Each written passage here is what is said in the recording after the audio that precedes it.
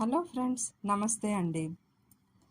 మన నిత్య జీవితంలో అనేక రకాల సమస్యల్ని ఎదుర్కొంటూ ఉంటాం.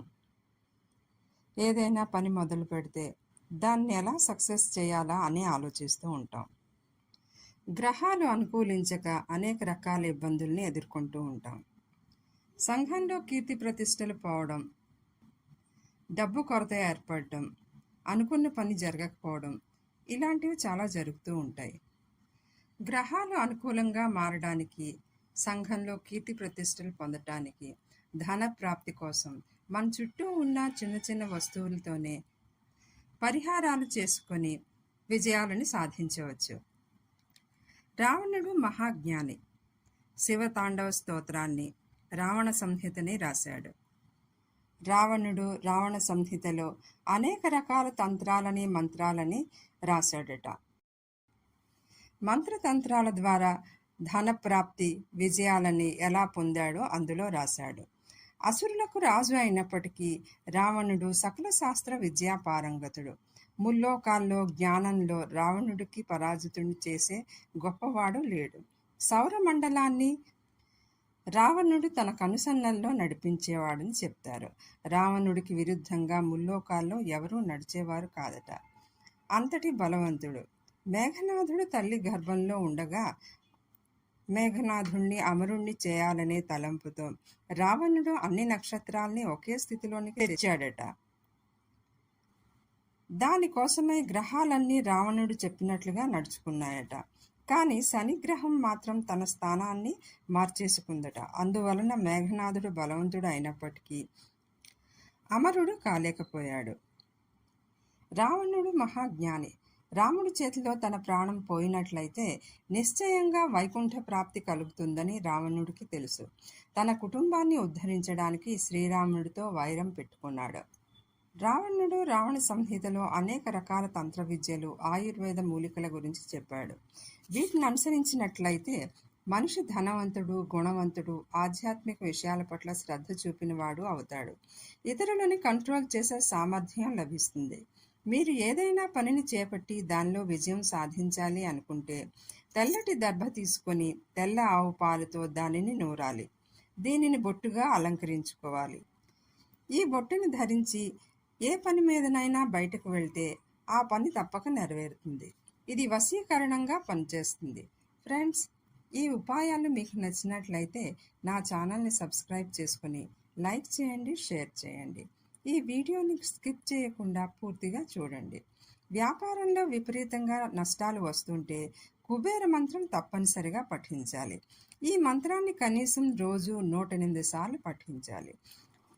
కుబేర మంత్రం: ఓం యక్షాయ కుబేరాయ వైశ్రవణాయ ధనధాన్య దీప్తాయే ధనధాన్య సమృద్ధిం మీ దేహి దాపయ స్వాహ. దీపావళి నాడు ఈ మంత్రం తప్పకుండా పఠించాలి. చాలా మంచి రిజల్ట్ వస్తుందండి. కనీసం 3 నెలల వరకైనా ఈ మంత్రం పఠించాలి. మంత్రం పఠించడం మొదలుపెట్టిన రోజు ఒక గవ్వని పూజ గదిలో పెట్టండి. 3 నెలల తర్వాత ఆ గవ్వని డబ్బులుంచే స్థానంలో పెట్టాలి. ఇలా పెట్టడం వలన ధనధాన్యాలు సమృద్ధి అవుతాయి. ఈ విధంగా రావణ సంహితంలో చెప్పబడింది. అలాగే మనిషికి సంఘంలో రెస్పెక్ట్ దొరకటం లేదు. అనేక రకాలుగా ఆర్థిక ఇబ్బందులు ఎదుర్కొంటున్నాడు. జీవితంలో ఎదుగుదల లేదు. ఇవన్నీ శని వక్రించడం వలన జరుగుతాయి.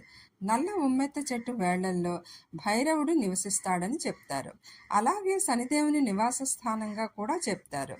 ఏ వ్యక్తి అయితే ధనవంతుడు కావాలని, సంఘంలో కీర్తి ప్రతిష్టలు పొందాలని రాజకీయ రంగంలో ఉన్నారో, వారి మాట మిగిలిన వారు వినాలి అని ఆశిస్తున్నారో వారు నల్ల ఉమ్మెత్తని ధరించాలి.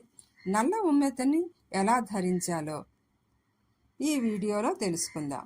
ఈ వీడియోని చివరి వరకు చూడండి. నల్ల పసుపు కొమ్ముని కాళీ స్వరూపంగా చెప్తారు.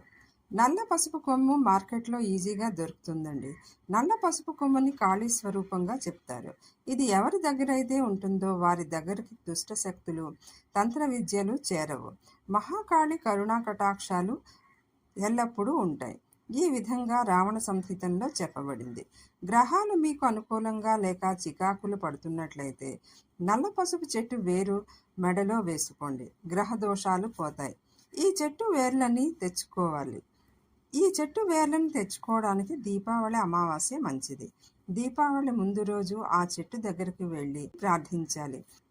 శని దృష్టి వలన మీరు పడుతున్న బాధల్ని ఉపశమనం ఇవ్వమని ప్రార్థిస్తూ అక్షతలు చల్లి అగరొత్తులు కొబ్బరికాయ సమర్పించి దీపావళి నాడు సూర్యోదయానికి ముందే ఆ చెట్టుని తీసుకుని ప్రయోగిస్తారని చెప్పుకోవాలి. చెట్టుని పెకలించి ఇంటికి తేవాలి. అంతేకాని గొడ్డలతో నరకడం, కత్తితో కొట్టడం లాంటివి చేయకూడదు. చెట్టుని తెచ్చిన తర్వాత గంగాజలం పాలతో శుభ్రపరిచి చందనం, కుంకుమ, అక్షతలు సమర్పించి వెండితో తయారు చేసిన తావీజులో భద్రపరిచి బుధవారం నాడు కానీ శనివారం నాడు కానీ వేసుకోవాలి. వెండితో తయారు చేసిన దానిలో భద్రపరిచి వేసుకోవడం వలన నెగటివ్ ఎనర్జీ ఏర్పడదు.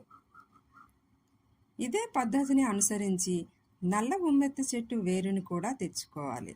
దానిని కూడా దీపావళి నాటి సూర్యోదయానికి ముందే గంగాజలం పాలతో శుభ్రపరిచి చందనం, కుంకుమ, అక్షతలు సమర్పించి వెండితో తయారు చేసిన తావేజులో భద్రపరుచుకోవాలి. దీనిని కూడా బుధవారం నాడు కానీ శనివారం నాడు కానీ మెడలో ధరించాలి. ఈ విధంగా చేయడం వలన గ్రహాలు అనుకూలించి సంఘంలో కీర్తి ప్రతిష్టలు, ధన ప్రాప్తి కలుగుతాయి. అనుకున్న పనిలో విజయం సాధిస్తారు. ఈ ఉపాయాలు రావణ సంహితంలో చెప్పబడినవండి. ఫ్రెండ్స్, ఈ వీడియో మీకు నచ్చినట్లయితే నా ఛానల్ని సబ్స్క్రైబ్ చేసుకొని లైక్ చేయండి, షేర్ చేయండి, కామెంట్ చేయడం మర్చిపోవద్దు.